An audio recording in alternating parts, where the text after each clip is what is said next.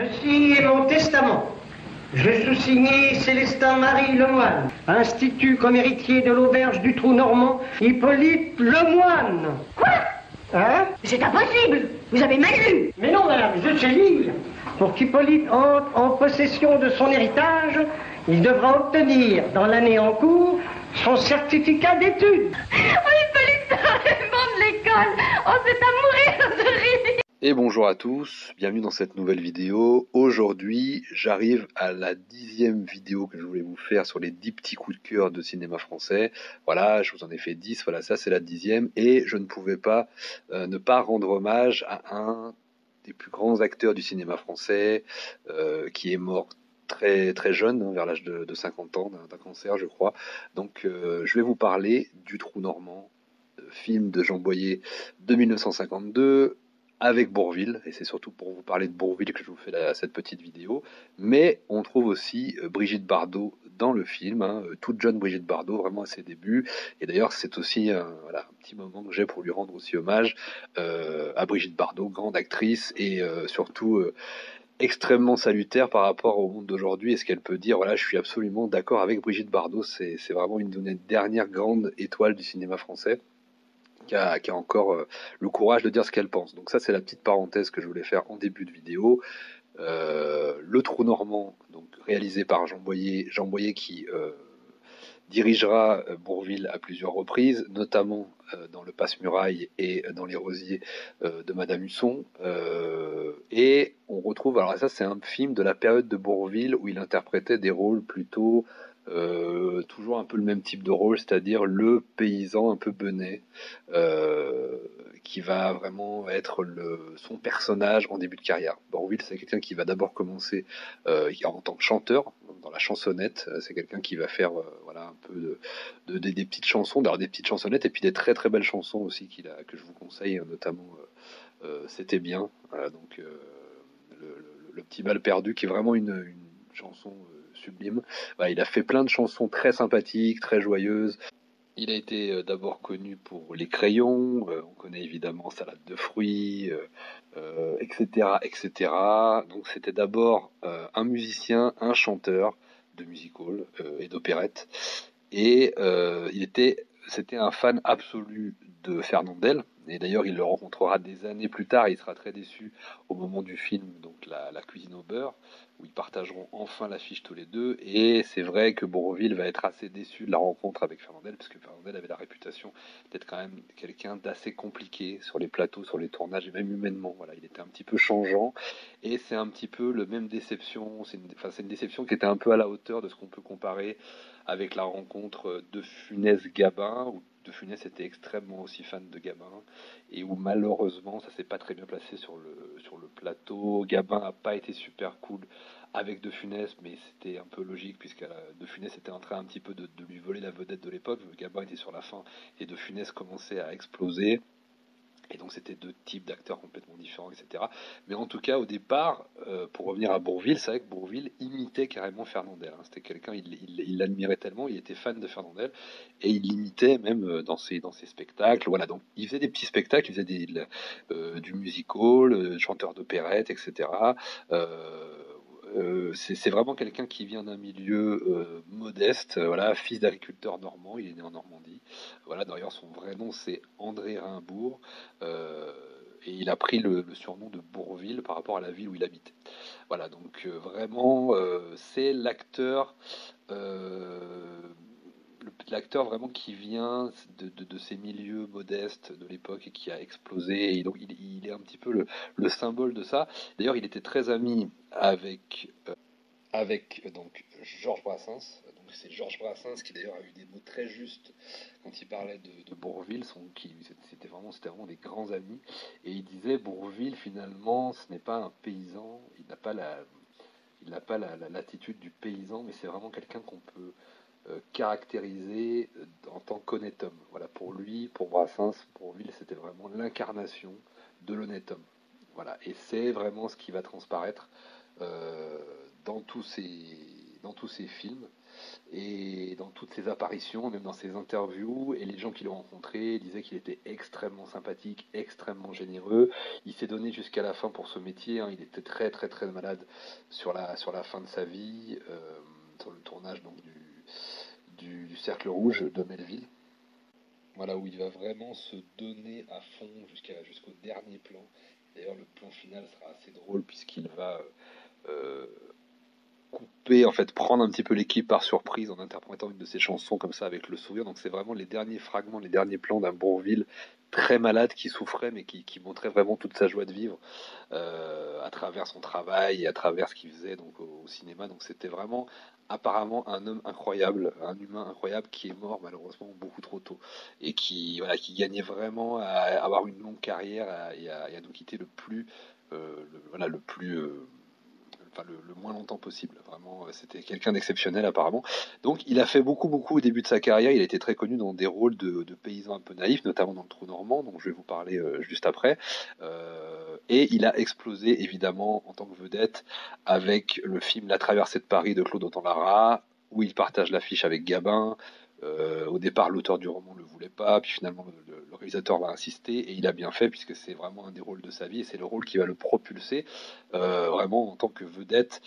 Et il aura d'ailleurs à ce titre le prix d'interprétation à la Mostra de Venise. Donc vraiment, il va être voilà, adulé par la critique, etc. Donc vraiment, c'est le film qui va tout changer. Et par la suite, bon, on connaît un petit peu tous les classiques qu'il va faire. Il va notamment avoir une longue carrière en interprétant des valets dans des films de KPDP, notamment dans Le Bossu, Le Capitan, voilà, où il va interpréter le valet, même dans les Trois Mousquetaires aussi de Hunebelle, où il est vraiment très très bien aussi il est absolument parfait aussi dans le rôle. Il va rencontrer aussi Mocky à un moment, qui va lui faire jouer dans un drôle de paroissien, euh, La Grande Lessive, etc., etc. Évidemment, à l'époque, il va avoir deux succès extraordinaires avec De Funès, Le Cornio et La Grande Vadrouille. D'ailleurs, au moment où il va faire Le Cornio, et ça prouve vraiment l'humanité du mec, De Funès n'était pas encore la vedette qu'il était au moment où il tourne Le Cornio, et ça le sera juste la même année, mais un petit peu plus tard avec Le Gendarme. Mais voilà, c'est De Funès qui partage l'affiche avec Bourvil dans ce film, n'est pas encore une vedette, c'est vraiment Bourvil la vedette, et Louis de Funès qui est un peu le sidekick, qui vient vraiment voilà, le partenaire qui vient comme ça se greffer dans le film. Et Bourvil acceptera que le nom de Funès soit accolé au sien sur l'affiche. Donc c'est vraiment encore une fois une preuve d'humanité et de simplicité du bonhomme en fait. C'est cette espèce de simplicité de l'homme de la terre et de l'honnête homme et du paysan. Voilà, on retrouve vraiment ça dans les films de Bourvil, dans son attitude à faire du cinéma. Donc il fera des prestations exceptionnelles dans tous ses films évidemment. Voilà, plein d'autres films géniaux, notamment Le Cerveau, avec où il va rencontrer Belmondo, ou encore Les Grandes Gueules, où il va rencontrer Lino Ventura. Voilà, il a rencontré vraiment les plus grands réalisateurs, les plus grands acteurs, et c'est l'un des plus grands acteurs du cinéma français, hein, vraiment, qui nous a quittés vraiment très rapidement, mais vraiment, c'est un des plus grands, et il a été vraiment moult fois adoubé pour ça. Donc voilà un peu le résumé de ce que je peux vous faire de la carrière de Bourvil, qui demanderait presque une émission entière, tellement ces films sont incroyables et vraiment l'homme était exceptionnel. Mais pour vous parler un petit peu brièvement du film d'aujourd'hui, donc je vous ai choisi Le Trou Normand parce qu'il vraiment il caractérise plutôt l'avant traversée de Paris, c'est-à-dire l'avant vedettariat, où c'était quelqu'un de connu, mais ce n'était pas encore la méga star qu'il allait devenir après dans les années 50. Donc c'est vraiment un film du début des années 50 quand il va commencer sa carrière et il va interpréter il va interpréter un rôle de comme il avait souvent il les interprétait souvent ce type de rôle, c'était vraiment le bonnet un peu l'idiot du village un petit peu, mais ce qui est intéressant dans Le Trou Normand, donc c'est une histoire d'héritage où en fait Bourvil interprète un petit peu on va dire pas le valet mais l'employé d'un restaurant qui s'appelle donc Le Trou Normand dans un petit village de Normandie, et le propriétaire meurt et il lègue le restaurant à son petit employé qui est à la fois naïf, bonnet, qui n'a pas son certificat d'études, qui est un peu inculte, mais qui a du cœur et qui est évidemment quelqu'un de très très bien. Et donc il lui transmet voilà, il lui lègue le restaurant, à condition que Bourvil réussisse son certificat d'études. Donc c'est mission impossible. Au début, il dit non mais j'aurai jamais mon certificat, tout le monde se marre. Et à côté de ça, il y a donc l'ancienne maîtresse du proprio qui évidemment a bien gratté tout ce qu'elle pouvait pour que le proprio lui refile le resto, et elle veut absolument s'emparer du resto en étant sûre que c'est elle qui est sur le testament. Elle ne s'imaginait pas que c'était ce petit employé là. Je crois que d'ailleurs que c'est son neveu, je crois, au propriétaire, je m'en souviens plus, qui va avoir le resto.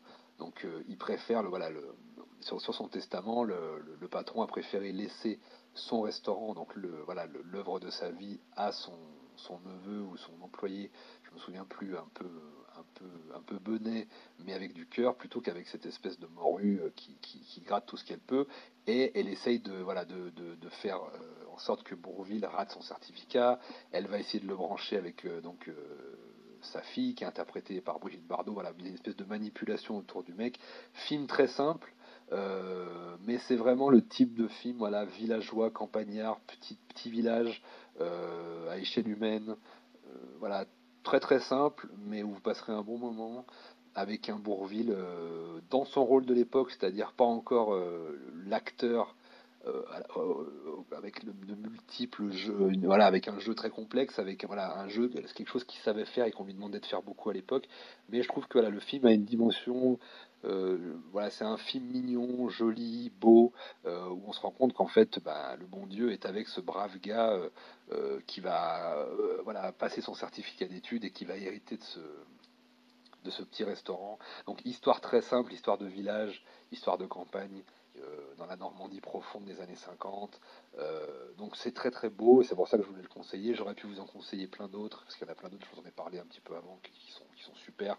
Mais je voulais vraiment aussi que vous... Parce que Bourvil est d'abord connu pour, pour nous, le grand public, les rôles d'après La Traversée de Paris, hein, La Grande Vadrouille, etc. Mais je voulais vous parler d'un film d'avant le vedettariat de Bourvil, de cette époque où il faisait vraiment des films voilà, où il interprétait des petits paysans, des petits campagnards un peu naïfs, mais avec beaucoup de cœur, et je pense que c'est un des meilleurs qu'il ait fait à l'époque dans ce registre-là. Donc voilà, je vous laisse là-dessus, je vous dis à très bientôt. Redécouvrez donc Le Trou Normand, afin de vous replonger dans la France belle et profonde des années 50, avec un Bourvil certes archétypal mais formidable, une Brigitte Bardot sublimissime, et qui en plus est prometteuse puisqu'elle joue très très bien, avec des seconds rôles et des gueules fabuleuses, Noël Roquevert, Roger Pierre dans des petits rôles. Donc vraiment amusez-vous, c'est un film pour s'amuser, c'est un petit film à déguster comme ça l'été ou au printemps. Mais en tout cas voilà, Le Trou Normand de Jean Boyer avec Bourvil, je vous laisse là-dessus. Vive le cinéma français, le grand, le beau, le vrai, et à bientôt, prenez soin de vous. Je comprends rien. À l'examen, j'avais répondu espoir avec des choses idiotes. Ne le dites surtout pas. Il y a un bon Dieu pour les grands enfants.